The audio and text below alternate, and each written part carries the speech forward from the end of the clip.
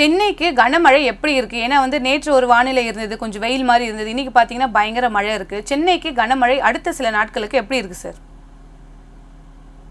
அதாவது வங்கக்கடலில் உருவான காற்று சுழற்சி, 2 காற்று சுழற்சி, ஒன்று ஆந்திர பகுதிக்கு நேர் கிழக்கு இருந்தது, மற்றொன்று இலங்கை தமிழ்நாட்டுக்கு நேர் கிழக்கு இருந்தது. 2 சுழற்சியும் தனித்தனியா சுழண்டு கொண்டு இணைப்பு சுழற்சியால் பிணைக்கப்பட்டு அது தீவிரமடையாமல் இருந்து கொண்டே இருந்துச்சு. நேற்று மதியம் 2:30 மணி அளவிலே அது காற்றழுத்த தாழ்வு பகுதியாக இலங்கை அருகே இருந்தது, காற்றழுத்த தாழ்வு பகுதியாக உருவானது. அதே நேரத்துல மேற்கு நோக்கி நகர்ந்து ஆந்திர பிரதேச கடற்கரைக்கு நெருக்கமாக வந்த காற்று சுழற்சியாகவே இருந்தது. 2 சுழற்சிக்கும் காற்றுக்கு வந்த பொழுதும் பெரும்பாலும் ஒன்றிணைந்த சுழற்சினால ஆந்திர பகுதியிலையும் சென்னை உள்ளிட்ட வடகடலோர பகுதிகளிலையும் மழை பொழிவு தொடங்கியது. பிற மாவட்டங்கள்ல இன்னும் மழை பொழிவு தொடங்கல. குறிப்பாக சென்னை, திருவள்ளூர், செங்கல்பட்டை விட நெல்லூர் உள்ளிட்ட ஆந்திர பகுதியில கனமழை பொழிவு நேற்றைக்கு கொடுத்தது. இப்பொழுதும் சென்னையை விட ஆந்திராவில தான் அதிக மழை பொழிவு கொடுத்து கொண்டிருக்கு. காரணம், அந்த ஆந்திர காற்று சுழற்சி தொடர்ந்து அதே இடத்துல நீடிக்கின்றது. வரக்கூடிய மணி நேரங்கள் என்ன ஆகும்னா, சென்னையில இருக்கக்கூடிய மழை பொழிவு நேற்றைக்கு பெருங்குடியில 9 சென்டிமீட்டர் மழை பொழிந்திருக்கிறது. பரவலாக 2ல இருந்து 6 சென்டிமீட்டர் வரைக்கும் சென்னையில மழை பொழிந்திருக்கு. வரக்கூடிய மணி நேரங்கள் இப்ப எல்லாம் பாத்தீங்கன்னா விட்டு விட்டு மழை, சாரல் மழை, தூறல் மழையா இருந்துட்டே இருக்கு.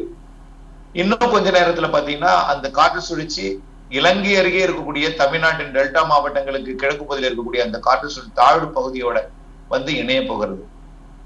இணையும் பொழுது ஆந்திர பகுதியில குவியக்கூடிய காற்று இனிமேல் வரக்கூடிய நாளை, அதாவது இன்று நள்ளிரவு, நாளை அதிகாலை சென்னைக்கு கொஞ்சம் கூடுதல் மழை பொழிவை கொடுக்கும். அதனால அச்சப்படும்படி பாதிக்க மழையெல்லாம் இல்லை. நேற்றைக்கு 8 சென்டிமீட்டர் 9 சென்டிமீட்டர் கொடுத்தது பெருங்குடி உள்ளிட்ட பகுதிகளில். இன்றைக்கு அந்த 8ல இருந்து கொஞ்சம் இன்னொரு 8 சேர்க்கலாம், 15 சென்டிமீட்டர் வரைக்கும் நாளை அதிகாலையில மழை பொழிவு கொடுக்கலாம்.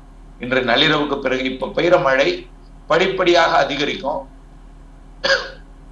நள்ளிரவு 12 மணிக்கு மேல் நாளை அதிகாலையில காலை வரைக்கும் 6 மணி வரைக்கும் நாளை கணக்கெடுப்புல பாத்தீங்கன்னா ஒரு 15 சென்டிமீட்டர் வரைக்கும் நாளைய மழைப்பொழிவு இருக்கலாம் என்று எதிர்பார்க்கப்படுகிறது. இதற்கு மேல இந்த சுற்றின் மழைப்பொழிவு அமையாது.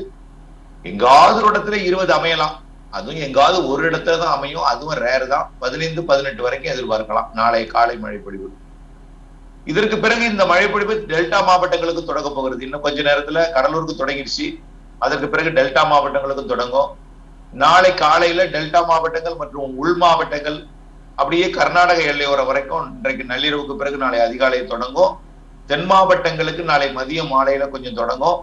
நாளை கரை கடக்கும் பொழுது, அதாவது நாளை 13ஆம் தேதி கரை கடந்து மேற்கே நகரும் பொழுது, நாளை தென் மாவட்ட மேற்கு தொடர்ச்சி மலை, தென்கோடி, கன்னியாகுமரி வரைக்கும் கேரளாவிற்கும் நாளை இரவு மழை பொழிவு தொடங்கிடும். இப்போ கரை கடக்கும் பொழுது காற்றழுத்த தாழ்வு பகுதியாக கரை கடக்காது, ஏற்கனவே படிப்படியாக செயலிழந்து கொண்டுதான் இருக்கு. இருந்தாலும் 2 சுழற்சி இணைப்பின் காரணமாக காற்று குவிதல் இருந்து கொண்டிருக்கு. கரை கடக்கும் பொழுது செயலிழந்து வளிமண்டல சுழற்சியா ஒரு குறிப்பிட்ட இடங்களுக்கு மட்டும் குவித்த மழைப்பொழிவு இல்லாமல் எல்லா மாவட்டங்களுக்கும் பரவலாகக்கூடிய மழைப்பொழிவு 5ல இருந்து 8-10 சென்டிமீட்டர் வரைக்கும் எல்லா மாவட்டங்களுக்கும் ஆங்காங்கே கொடுக்கும். பரவலாக மிதமானது முதல் சற்று கனமழை இருக்கும். படிப்படியாக மேற்கு தொடர்ச்சி மலை மாவட்டங்களுக்கும் இந்த கனமழை பொழிவு முன்னேறும். சென்னைக்கு மழை தொடர்ந்து கொண்டே இருக்கும். 17ஆம் தேதி வரைக்கும் சென்னைக்கு மழை இருந்து கொண்டே இருக்கும்.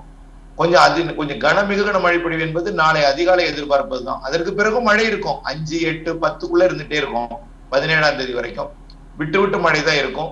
தொடர்ச்சியா பெய்து பாதிக்கும் மழை இல்லை. இயல்பு வாழ்க்கைக்கு கொஞ்சம் அந்த உலர்த்துதல் போன்றவற்றுக்கெல்லாம் இடையூறு கொடுக்கும் மழையா இருக்குமே தவிர, சாலையில சில நேரங்கள்ல அதிக மழை பெய்யும் போது, குறைந்த நேரத்தில் அதிக மழை பெய்யும் போது கொஞ்சம் போக்குவரத்துக்கு இடையூறு கொடுக்குமே தவிர பெரிய அளவில பாதிக்கும் மழை பொழிவாக இருக்காது. அடுத்தடுத்த நிகழ்வுகள்லாம் நல்ல அதிக மழை பொழிவு தருவதற்கு காத்திருக்கு இந்த நவம்பர் இறுதி, டிசம்பர்.